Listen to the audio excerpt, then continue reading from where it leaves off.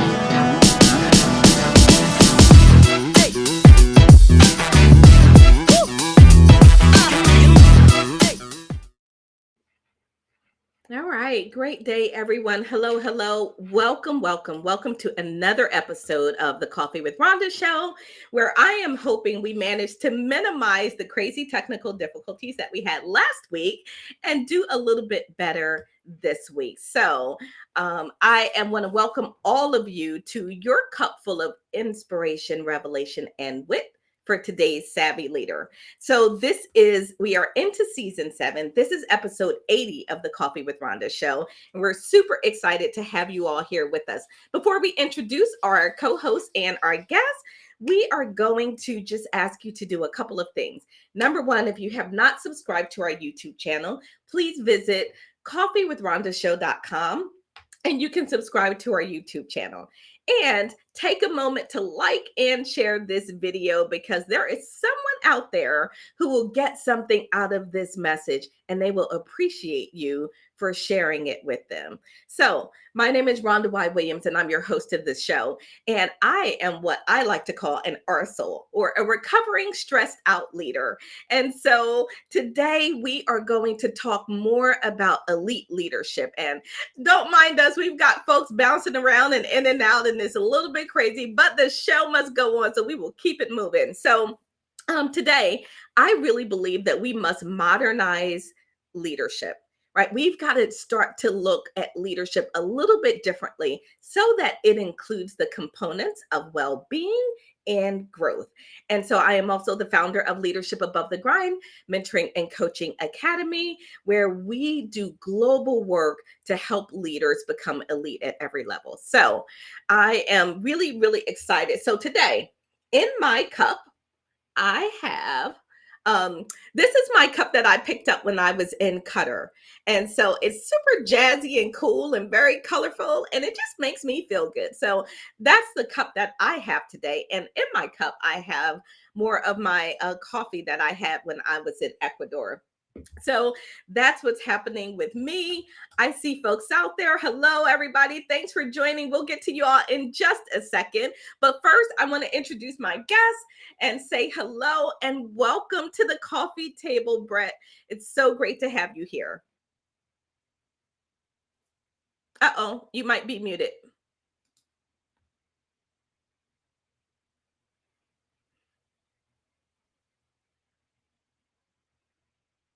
All right, I can't hear you. Huh.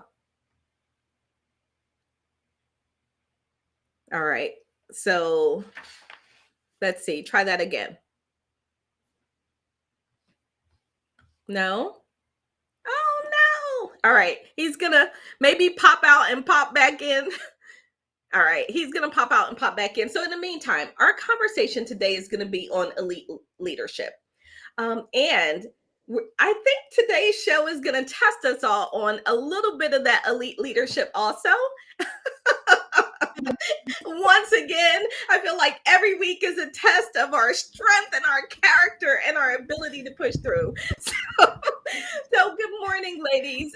So Mireille, you want to say hello to everyone? Say Hello. I can hear you. Wonderful. Hi there. Wonderful. Yeah, I had to change my microphone. So, hello, everyone. This is Mireille, the greatness engineer. So happy to be here and to be able to be audible because it has been very difficult. As you know, I am all about greatness and I make sure people understand their greatness and, step in things and understand that they have an unlimited potential and not leave anything on the table. So that's me, and welcome to everyone. Awesome. Mireille, do you have a cup today? Yes, I have a cup, but I'm drinking warm water, because I was starting to have a little bit of, sore throat. So I'm just going to stay with warm water today. All right. Awesome. Thank you so much. Hey, Roz, are you able to speak to us? I don't think so. I think she might be frozen. All right. So we're going to move Miss Roz down until we can get her back. So welcome again to the coffee table. Bret, hello. Tell us a little bit about you and tell us what you have in your cup.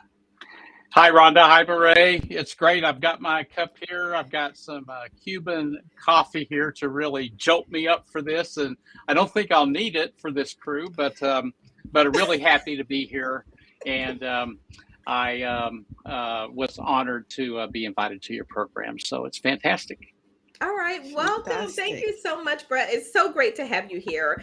I love the work that you do in the world. I've become such a fan in connecting and following you on LinkedIn and listening to your messages, and it is what I am all about. So we're going to dive into our conversation. But first, we're going to say hello to some of our folks out there. So Favor is out there. She says it's great to be here. Hi, Favor. Good to see you. Do you have a cup? And do you have anything in that cup? If you do, don't forget to share it with us. We also have out there Miss Barbara H. Smith. Hey there. Great rising, beautiful to you as well. Thank you so much for tuning in. You didn't tell us what you have in your cup, so I'm thinking it might be something just a little bit jazzy. And Favor says, I'm happy to be here. Oh, it's evening for Favor. That's right. She's actually dialing in from Nigeria. And then we also have Rachel out there. Hi, Rachel. Great to see you. And she says, go, Bret, go. Hey, Rachel. Love it. Love the energy in that, Rachel. We also have Nimrod out there. Good day from the Philippines. Thank you so much for tuning in and joining us. Maria is out there. Hey, Miss Simonelli, how are you? Great to see you back here. Thank you so much for tuning into season 7. Always great to see you. Okay, and Barbara says she's got coffee in her cup. All right, it was just all in my mind. I was making it out to be more than it was. Of course. And Barbara says that coffee is Kenyan coffee in her cup. Okay, I got you. Favor's got water in her cup. And if my mom was on, she would certainly have something special in her cup. So I don't know where she is this morning, but Kirk is out there, and Kirk has Sundrop, which is soda from South Carolina. Kirk, I've never had Sundrop. So next time I visit South Carolina, I will have to make a point to check that out. And then Favor says she has water in her cup. All right, everybody, let's dial in and let's get our conversation going today. So we are going to have a conversation about elite leadership. And I want to start by sharing this quote. And then I'll really get us to dial in a little bit. I want to talk about what is elite leadership. Let me get Miss Roz back in here. And all right, Ms. Roz, let's see. Can we hear you? Roz? I can't hear you. Now go to that little wheel icon and check your settings and see if it's something with one of your microphones. So we'll keep working on that. Now you're on screen. So at any point, Miss Roz, take yourself off screen. Like if you want to scream or make a crazy face or do something wild, you can just take your one off the screen. Yes. Blast it. I've got an idea. Hey, Roz, take some coffee and pour it on the computer. Maybe it just needs to wake up. The computer needs a little bit of caffeine. So I want to start with this quote. So I'll share this quote and then get us all to react to it.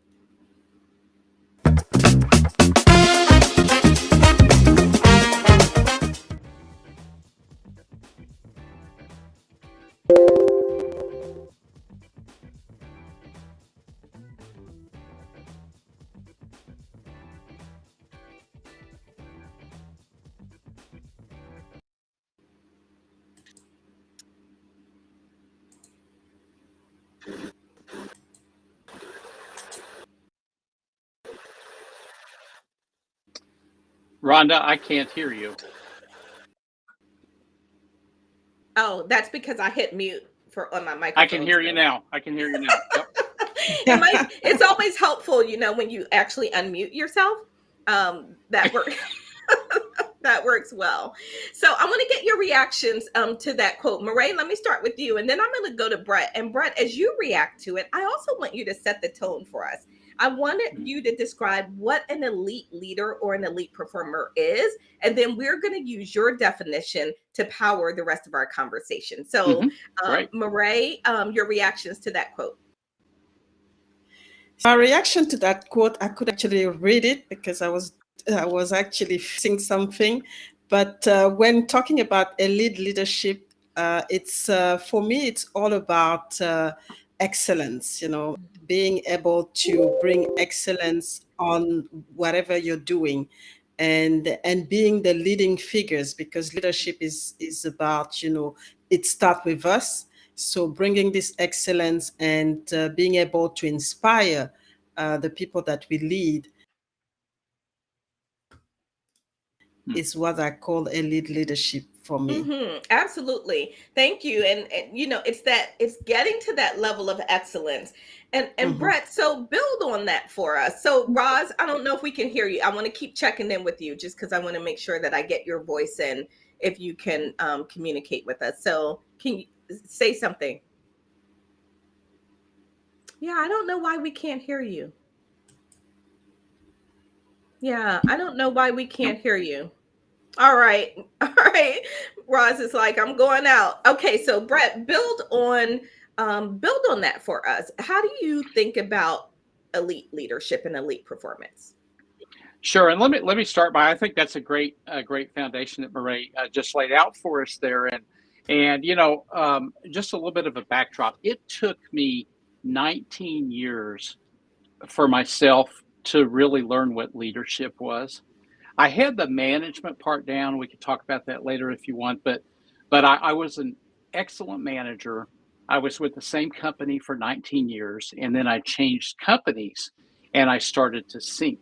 And so we can go down that pathway later if you want to. But what I basically learned after that 19 years and for the other 11 years in my corporate global career was that leadership is really about the ecosystem that one creates so that everybody can perform at their potential. And that recognizes that everybody's potential is different. Rhonda's potential is different than Bret's potential is different than Mireille's potential. Everybody's different, right? And so to paint things with the same brush is a common mistake that I had made for actually 19 years. And I excelled at a lot of other things, but I did not excel at that and almost failed in my career over this very point. So understanding that everybody's potential is different. So I wanted to lay that out as a backdrop, Rhonda. Now, let me get to your question. That's not elite performance or elite leadership. That's just kind of leadership in general. Elite leadership, in my view, is the first decile in the marketplace. So that's really having a look at the very first decile, the best of the best. Okay, that is specifically, here's the definition: it's resilient amidst adversity. And that's really what I look at, because this world that we live in is full of curveballs and problems and changes and COVIDs. I've been through three major crises that all of you will be aware of. I went the Asian financial crisis. Is got me actually from the U.S. over to Asia in 1998. I went. That crisis happened in 1997. I was in Japan in the aftermath of during and in the aftermath of 9/11. I was in London and then later Dubai and Africa in the aftermath of the global financial crisis. And those were three big crises. And what I learned during all of those three is that why are some people, some leaders, and some teams able to thrive despite a crisis, like Amazon has thrived, Zoom has thrived, Apple has thrived during the pandemic crisis? Why is that? Because if some people can do it, why can't more do it? And therefore, my mission to help people specifically amidst adversity. So I'm going to kind of stop right there. I hope, Rhonda, that kind of gives us something to peel the onion on. Yeah, absolutely. And so one of the things you said is resilience amidst, did you say amidst challenge or a crisis? Challenge, change, crisis, adversity, whatever. Let's use commercial airplane term. Let's say turbulence, right? Oh, amidst turbulence. I love that. Yeah. I love that. Yeah. Okay. Yeah. All right. Thank you so much. So a couple of folks out there are really sort of dialing into this. First of all, Maria shared with us that she has mocha coffee with a splash of vanilla, keto friendly. Oh, all right.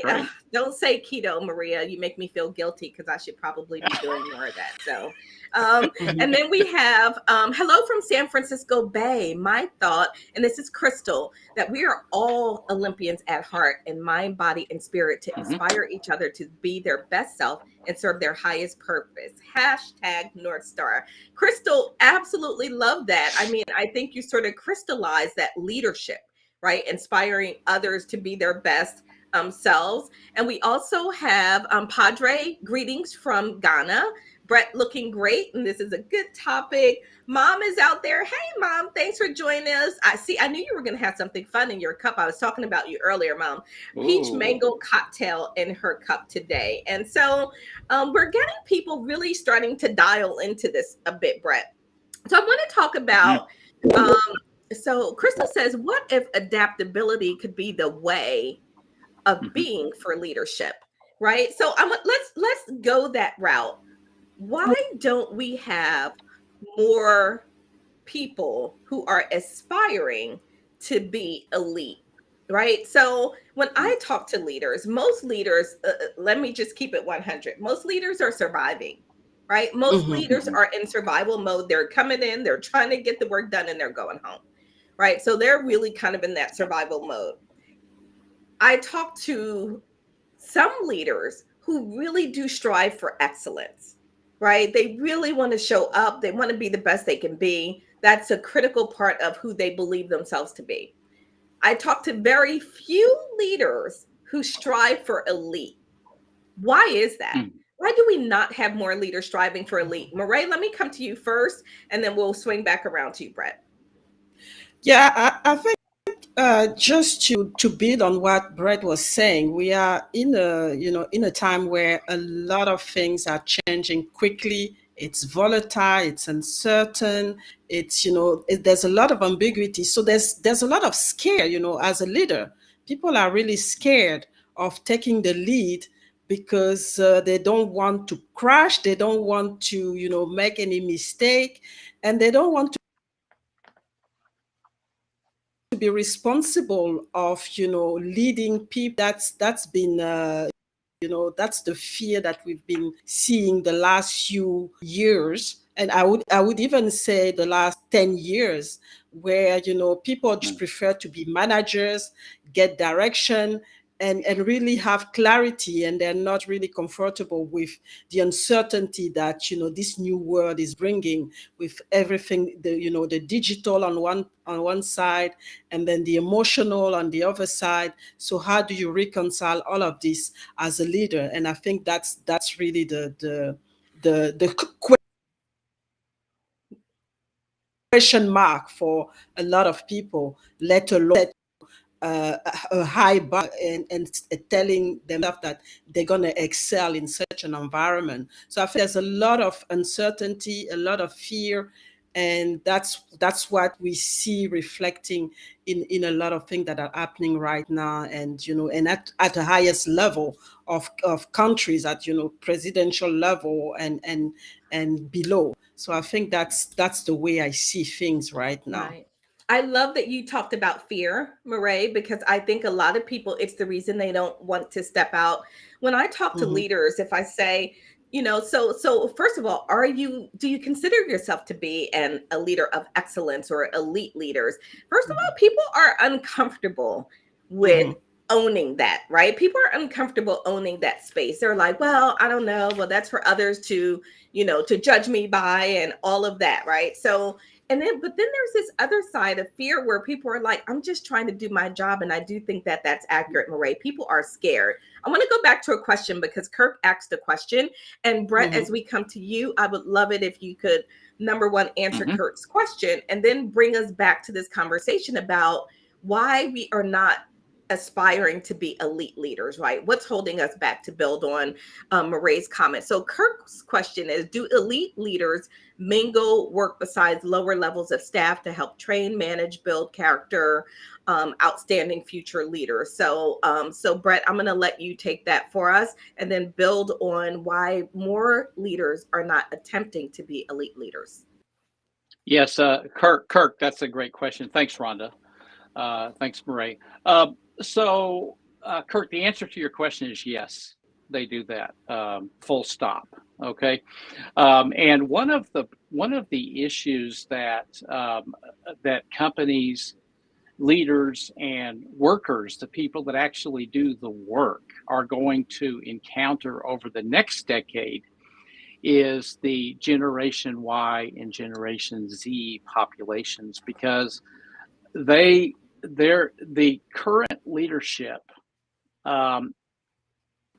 is not tooled up, nor do they have the experience to lead those two very important generations that are very soon going to comprise the majority of the global workforce, right? And so, and the question, it begs the question, why is that? Okay, and this kind of gets into the broader topic that we're speaking about. Why aren't more aspiring to be leaders? And I think that's a very complicated question, and I'm going to attempt to answer that right now. So, number one, there's a mix of what we'll call leaders that have been appointed, and I'll just get the toxic part out of the way first, and then we'll talk about the aspirational part. Okay, the toxic part, they need to be removed. The question is, why are they there in the first place? Why are we talking about, in the year 2022, psychological safety? Why are we talking about we need more women in leadership? Why are we talking about we need more women on boards? Okay, why are we talking about these things as well? I had the opportunity that I created. Okay, I had help along the way, but I created to work outside of my home country, where I was the minority person at the table. Okay, I lived in Zambia for a year. I worked across, and I was accountable for the largest banks in Zimbabwe, Botswana, Zambia, Mozambique, Namibia, and Tanzania. Okay, with Barclays Africa at the time, and the CEOs of those countries reported to me. Having that lens to look at what it feels like to be the minority. I wasn't discriminated against, right? But I was actually able to feel for the first time, and I never could have felt this in America, had I not gone outside. And I could tell you the same story about the Middle East. I could tell you the same story about probably not the UK, but the in across Asia, 12 countries in Asia Pacific, where, you know, there were many times I was in Japan 6 years and led a team, and 80% of our meetings were in fluent Japanese, and I didn't speak fluent Japanese, right? So I understand that point. So one of the root causes of psychological safety, discrimination, lack of inclusive diversity mindset, which, by the way, my definition of that is quite simple. It's higher profits. Okay. We can talk about that later if you want as well. But why don't you have inclusive diversity? Why are we still talking about this? Because this should be in the DNA and in the fabric, okay, of how every business operates. So many of the leaders that weren't appointed, I'm going to get back on topic now with that as a backdrop. Many of the leaders today that were appointed don't subscribe to that. They were appointed by boys club type of people, that maybe they were a good salesperson, and then so they're all of a sudden in charge of all of sales. They have no idea how to connect, how to engage, how to inspire people as well, and how to make sure that every person, to Crystal's point earlier, actually feels, you know, that they have a voice, not only a voice at the table, but they can actually, every human being. I don't believe that there's a such thing as a bad person when they're born. I just don't believe it. I believe everybody wants to succeed, but leaders, if they don't understand that everybody's different, and without connecting to what the people need, there's going to be a gap, and there's going to be biases, both conscious and unconscious. And so that's the toxic. So those people that don't have that, they need to go. Okay. They need to go to an individual contributor role. Some of them need to be fired. Some of them need to be punished. Okay, so that's not the majority, but that part, let's just ring fence. Now let's talk about the other part that are good, capable. Can leadership be developed? And it can, in my opinion.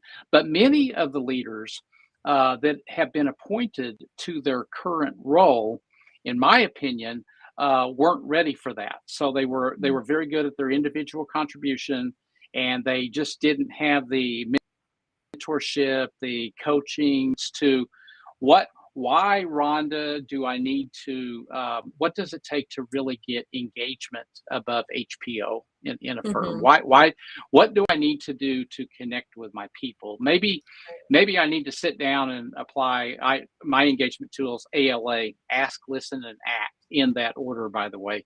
Many leaders come in and they start taking action, and then later they wonder, why isn't it working? Well, maybe they didn't ask, and they don't understand the team that they're leading as well.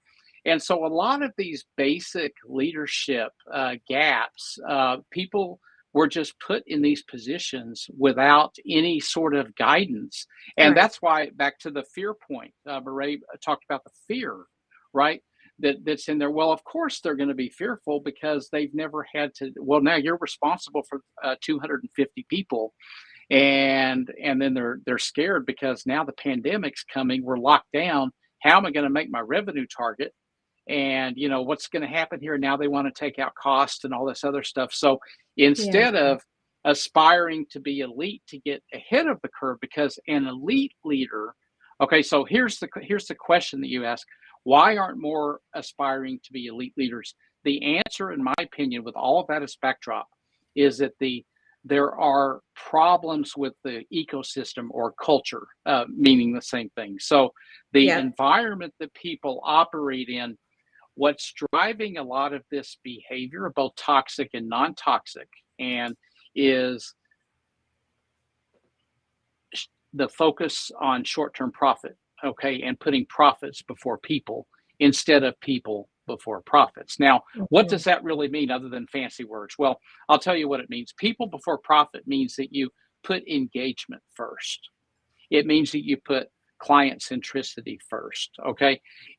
Because by getting those two things optimized, you're going to have profits, but it's going to take longer.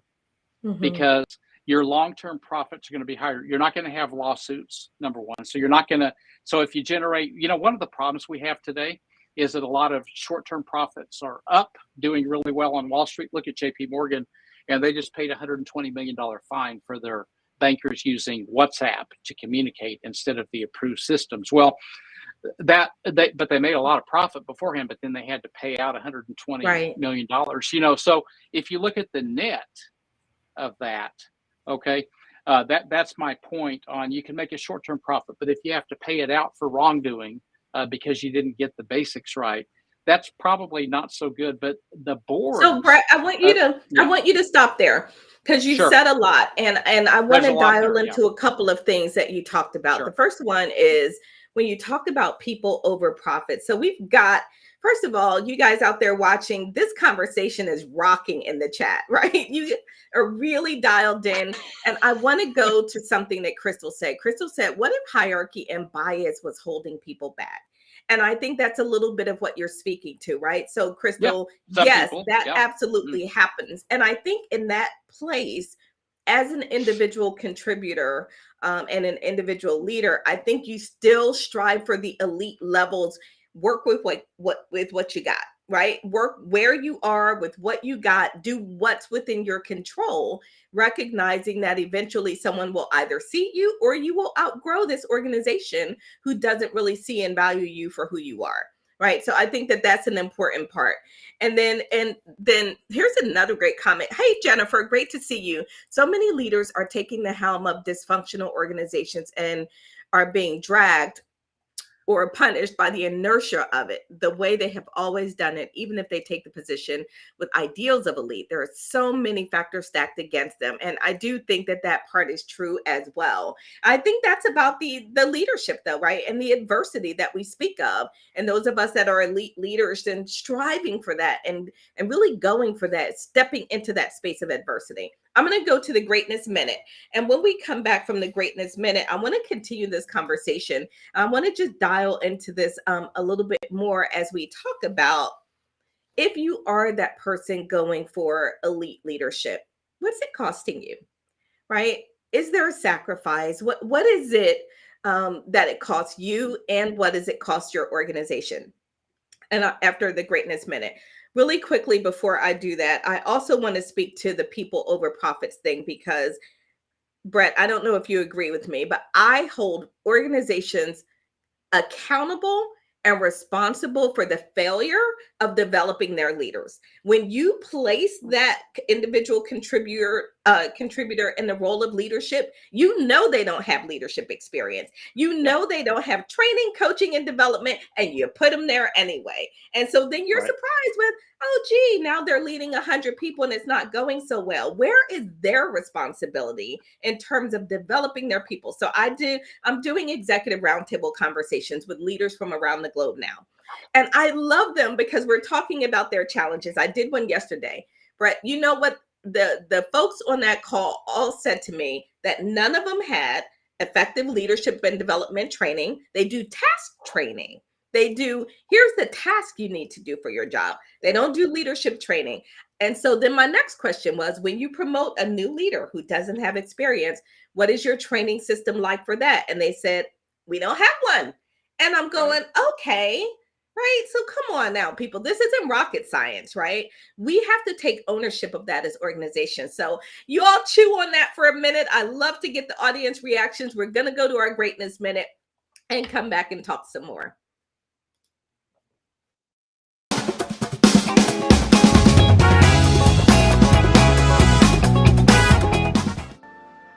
Hello everyone, this is Mireille, the Greatness Engineer with you today. Welcome to the Greatness Minute. Today I want to put an emphasis on the fact that we have greatness inside of us. And this greatness, we can unleash it wherever you are. So greatness starts with you, greatness starts where you are. But to go to the next level, you need a plan and a purpose, because otherwise it's going to be very difficult to grow. And greatness is about growing. Greatness is about going to outside your comfort zone. Greatness, it's about pushing yourself and realizing that there's no limit for you and everything is possible. So that's what I wanted to share with you. See you next time. All right. So I love that, Mireille, that it really is inside of you. It starts with you. It has you in that comfort zone. And so I want to talk though about at, if you are pushing outside of that comfort zone, if you are pushing to that next level of great and elite, what is that costing, right? What is it costing? Number one, you as the individual leader and contributor and performer, but also what is it costing? You know, is there a cost to the organization? I'm interested now in the cost of achieving eliteness. So, Mireille, let's start with you there. Yeah, there's obviously a time cost, and that's what we were talking about with the organization. They don't want to put time, to train those leaders, to give them, the mentorship and coach them to become elite leaders. And so that's the first cost. And the second one is a mindset shift in the culture. So making sure that they create, the right mindset and the right culture for those leaders to strive and to really put everything that is possible and bring their best to be able to create value, to be able to not only create value for the organization, but also to create value that will actually help them to grow as leaders and to be able to be happy in whatever they're doing, because this elite leadership comes with also being happy. Because if you're not happy with what you're doing, if you're not happy with the environment where you actually work, it's going to be difficult to bring this elite leadership on the table. So I think there's a time cost, but there's also they need to invest money to be able to bring the right training for those leaders to become elite leaders. Absolutely. Talk about sort of the short-term pain and the short-term sort of putting the profits that, yes, you'll get there, but you'll never really get there. Even if you get to a certain level of profitability, right? There is more for you that you're leaving on the table when you have not invested in your people. So Bret, pick it up from there and talk about sort of and what is the cost of becoming an elite leader? Why don't what do I have to sacrifice that I'm going to give up? But then is there also a cost for organizations involved as well? Yeah, and I'm not going to repeat what Mireille. I agree with everything you just said. Those are all real costs, and so rather than repeating any of those, let me just build from that, and that is that the cost is career risk. Okay, and what I mean by that is that to do the things that we're talking about on this program requires that we clean up many of the things that I mentioned a while ago in terms of the toxic, the psychological safety, the lack of inclusive mindset. Those things all need to be hygiene.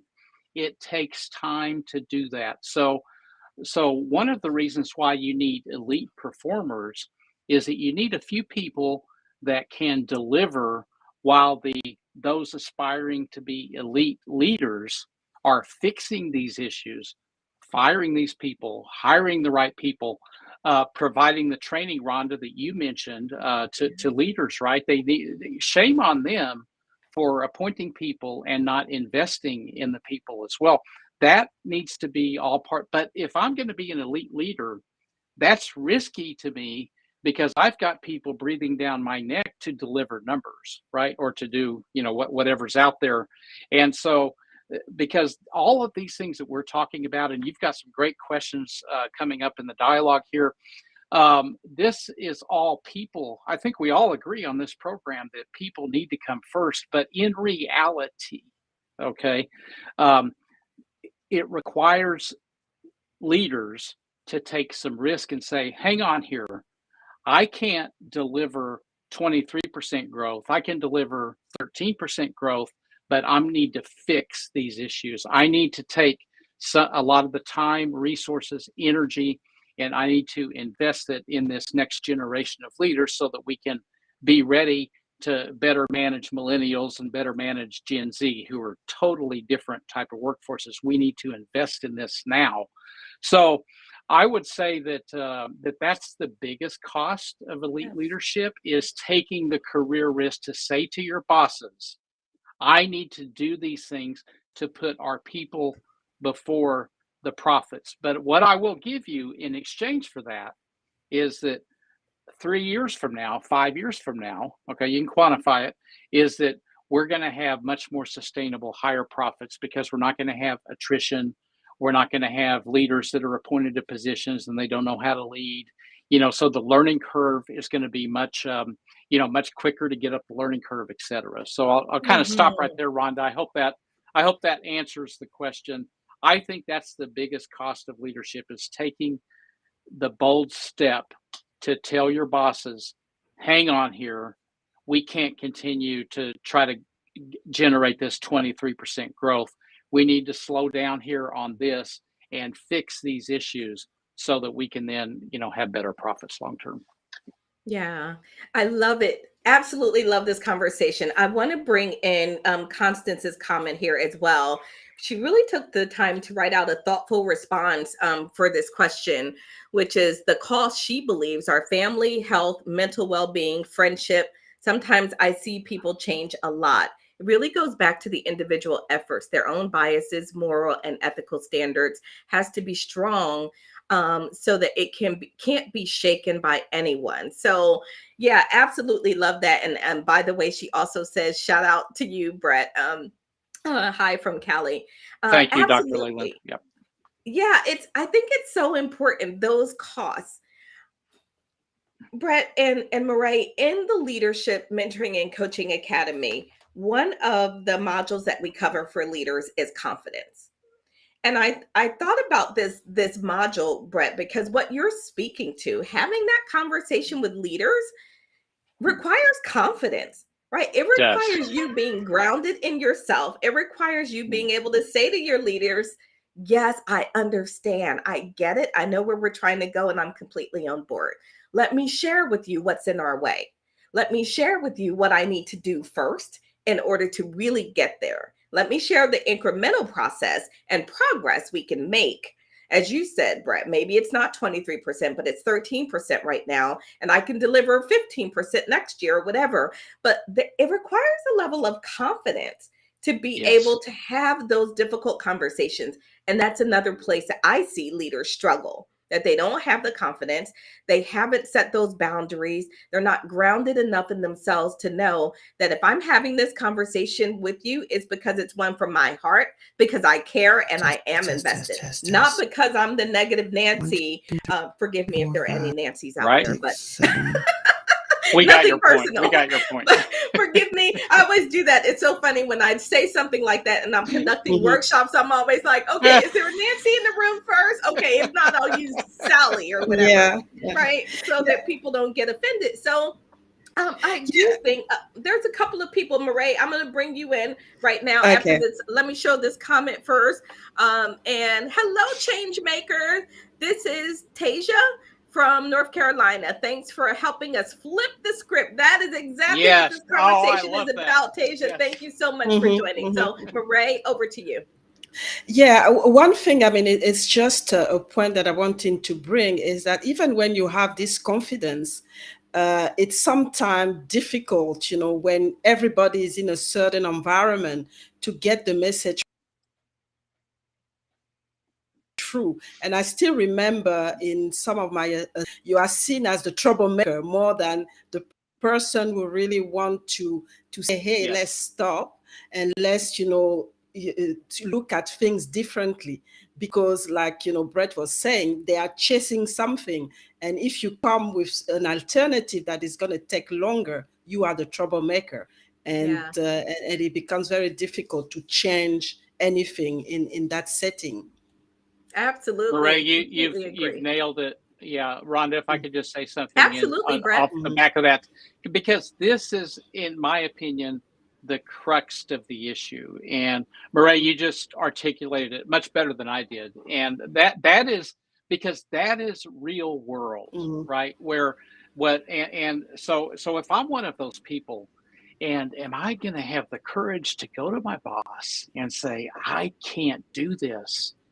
And still do the right thing for the company or the team. You know, it doesn't have to be, I don't have to be a CEO to do this. So to be a team, because I need to invest in my people. I need to educate people. What does unconscious bias mean? I was several years into my career before I even knew what that meant. I didn't know what that thing was. And thank goodness I had a great leader that actually brought in somebody that taught us what unconscious bias was. I said, my gosh, I've got this. And by the way, every human being alive, if you've got a brain, you've got bias, right? So, you know, it is just the type of thing that that it takes courage, but that's risky because most people will say, I can't risk my mortgage payment by standing up to this. So I'm just going to kind of get by. And you know what? Here's the thing, back to my earlier point. When the sun is shining, it's okay. But when there's turbulence, and when there's a problem that you don't control, by the way, that's when things get out of control, because then your people, your lack of engagement starts to show, your attrition picks up. We've got the great resignations happening, right? So all of these things, it just accelerates. And it's so sad to see this because the answers are being revealed on Coffee with Rhonda and the colleagues right now, you know, but it's actually doing it. So you're right, Rhonda, in order to actually do these things, people need to, there's a big need out there for confidence coaching. And how can I really build myself up to have the courage? One last thing that I want to say, and I'm going to seal my lips till you ask me to speak again, is I had a lot of coffee today. Okay, I'll blame it on you and blame it on that. Yeah, cheers, right? So one of the things is that this whole short-term versus long-term mentality, right? Some people view it as boiling the ocean. You can't change it. But one thing, here's what I want everybody watching this to know. You hear the saying that the grass isn't greener on the other side, you know, and if you're unhappy and you change firms, let me tell you something, okay? The grass is greener, okay? There is green grass in companies, and there's plenty of them. If you're not getting, if you take our advice and you aren't happy with the outcome and your bosses don't listen to you and say, why are you talking to me about this? You need to deliver 23% anyway. Leave. Find a firm, okay, because there are firms out there. There are people like the four of us on this video today that are leading companies, right? And you can find it. The grass is greener, okay? Please understand that. Don't fall. It's a myth, in my opinion, when you hear people say the grass isn't greener on the other side, because it can be. You just have to find it. Okay. I love that. Let me go to Roz first. Roz, I don't know if you can speak. I just want to say, Roz, thank you so much for being just such a champion and trying to power through the tech difficulties. We will definitely get this worked out at some point. And I am so sorry that you have been so committed and we have not been able to bring your voice into this conversation. So I do just want to lift that up, and thank you for continuing to stay patient with us. I want to do our top two. We're going to do a quick top two. We haven't done this yet this season. And we take a question and we do, okay, what are your top twos, right? So if you're out there listening, we want you to do your top twos as well. So we are going to do our top twos. And let me give it to you. So before we do the introduction, when we come back, we'll quickly run through our top twos. And then we're going to talk about strategies. Then we're going to talk about what can people do if they want to become those elite performers. What can organizations do to create a culture that inspires elite performers to be able to show up and do their best work? So the top two question is, what are your top two superpowers? And I don't mean like superhero superpowers. I mean, what is it? We all have things that we do really well that are strengths of ours, a part of our character. What are your top two strengths? And I like to call them your superpowers. So we're going to talk about what those are. If you're out there and you're listening, I want you to type it into the chat for us. What are your top two superpowers? And we are going to go around with our panel and get their top two superpowers right after this.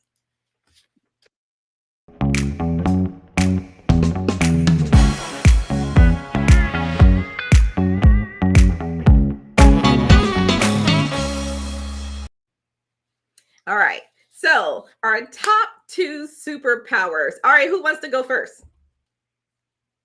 Well, I I'll can go first. Okay. Okay. Okay, go. Go, Bret. Murray, please. All right, go ahead. Okay, so my top two. The first thing, I like to try new things. I'm not scared of trying new things. So that's my first, and I hate being bored. And my second one is I like to dance. So those are my top two. All right. I feel like on the Coffee with Rhonda show, we're going to have a dance off eventually, right? We got the little Yes. Coffee with Rhonda show pounds. We can definitely get that moving. So thank you, Mireille. Bret, your top two superpowers. Number one, I compete with myself and myself only. And that took me a long time to learn that that's the way to operate, because it also makes a person happier. Number two, my other superpower is the adversity quotient is very high. A lot of people talk about IQ and EQ. That's really important. So you've got to have those. But AQ and how you handle adversity is something that is quite a unique skill in today's world.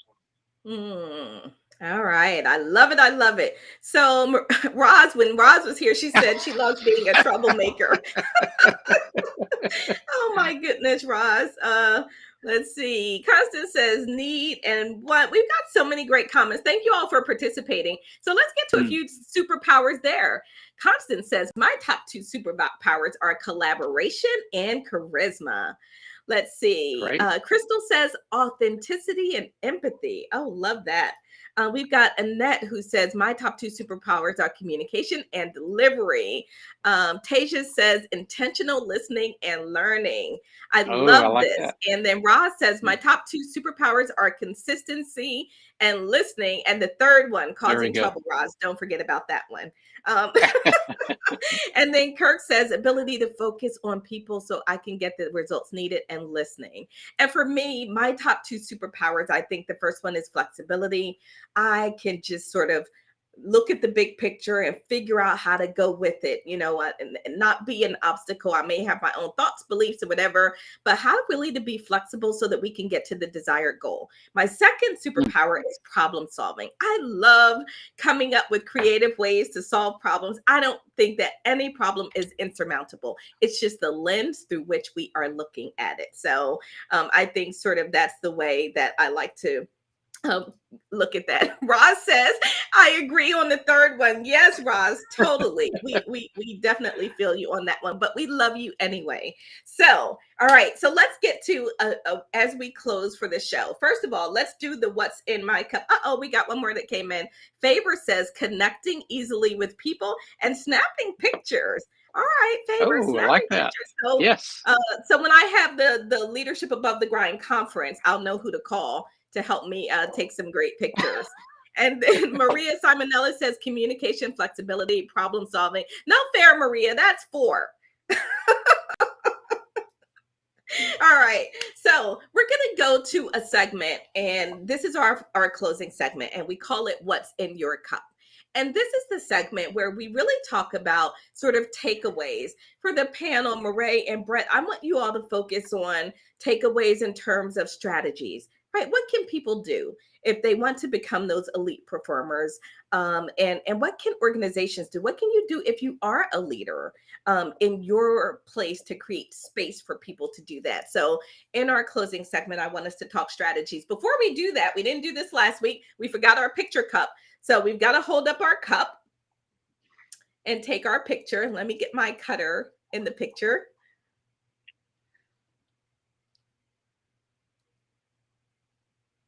All right, got it. Thank you so much. When we come back, so if you're out there watching, I want you to share, what did we put in your cup today? Start typing that in the comments, because this show, as much as it is about fun, it's also about inspiring, sharing, learning, growing. That's really why we show up here every single week, at least when we're in season. So we're going to come back in just a moment and talk about really what's in our cup.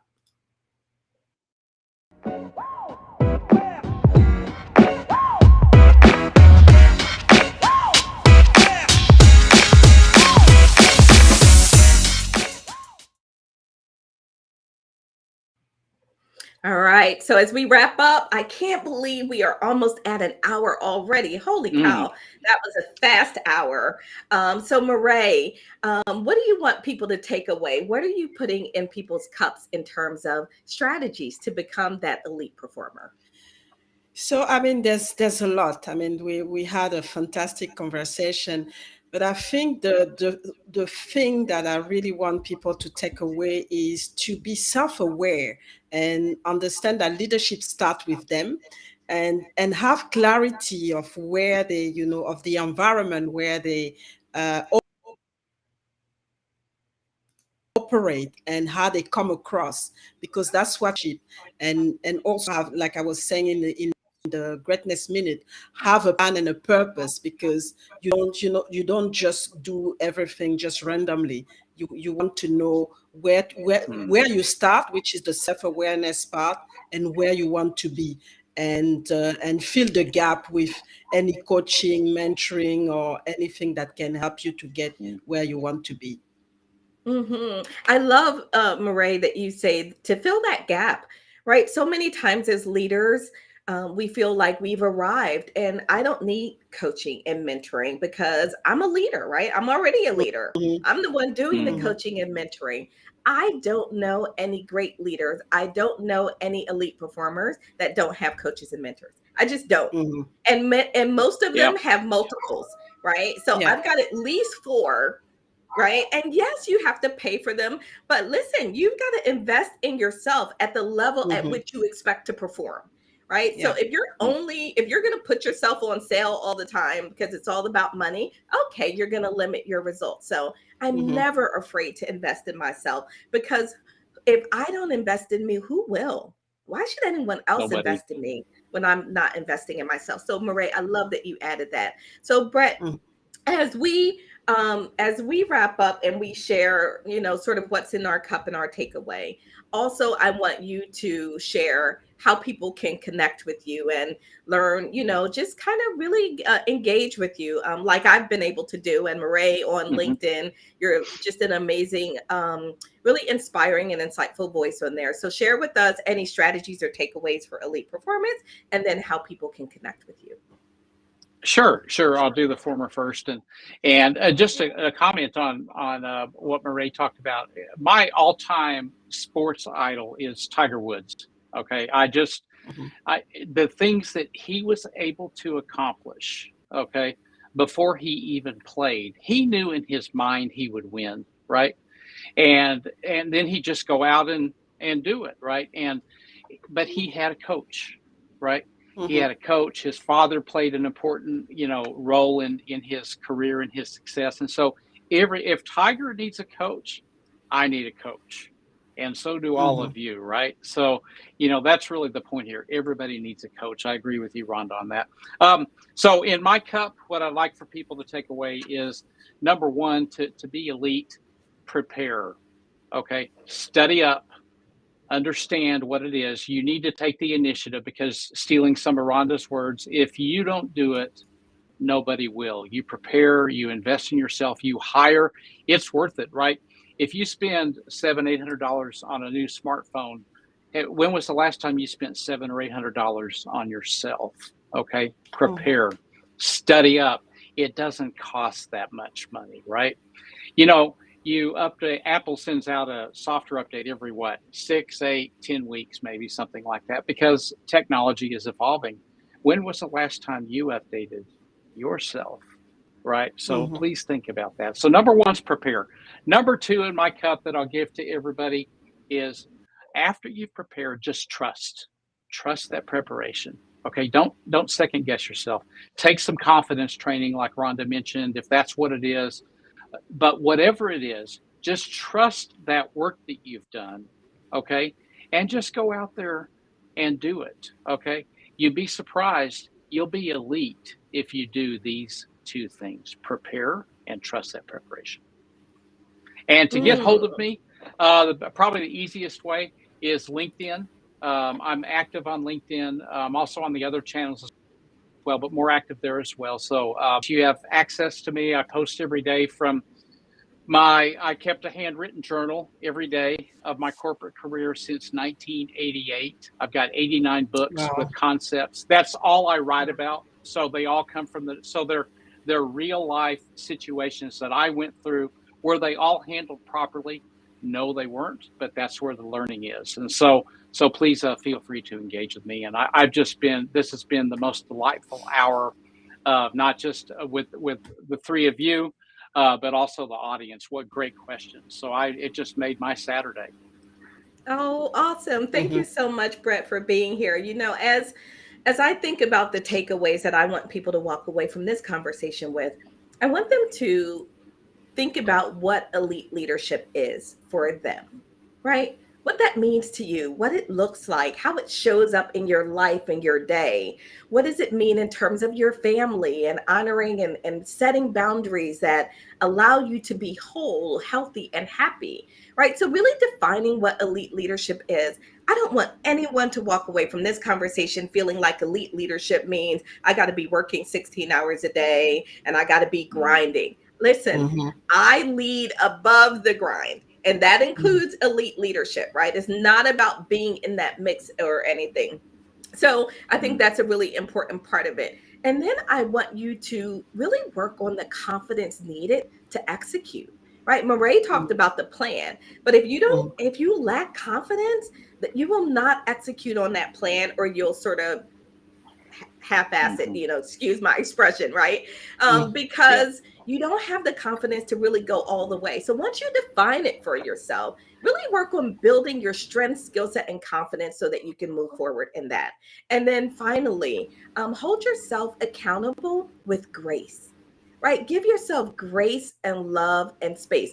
This is about performance, not perfection, right? Perfection doesn't exist. So lean into it. No, you're going to scrape your knee. You're going to fall down. You're going to do all of those things, but you're still on the road and it's okay. So that's the ending for me. I am just going to say thank you to our audience, to our guests, and that thank you for being here and listening to us sort of have fun and share with all of you. We do this work because of you. So your comments inspire us, empower us. They make us smile. We've had some pretty deep kind of sofa-like conversations on this show. So thank you. I want to say a huge thank you to my amazing co-host. I'm so sorry again that Roz couldn't really stay tuned in with us. Mireille, you are amazing. Always grace under fire. Thank you so much. Sure are. As always. And then Bret, I want to thank you. And I want to say to everybody, don't forget to follow this amazing, amazing leader to build elite performance when it matters most. Follow #the Packard Network. It's been an absolute pleasure having you here on the show with us. And we really do thank you for being here. So with that, I am going to say thanks to everyone. We'll see you all back here next week. For my guest and co-host, stay tuned for just a minute. For everyone else, we look forward to seeing you next week on another episode of the Coffee with Rhonda Show. Keep leading above the grind.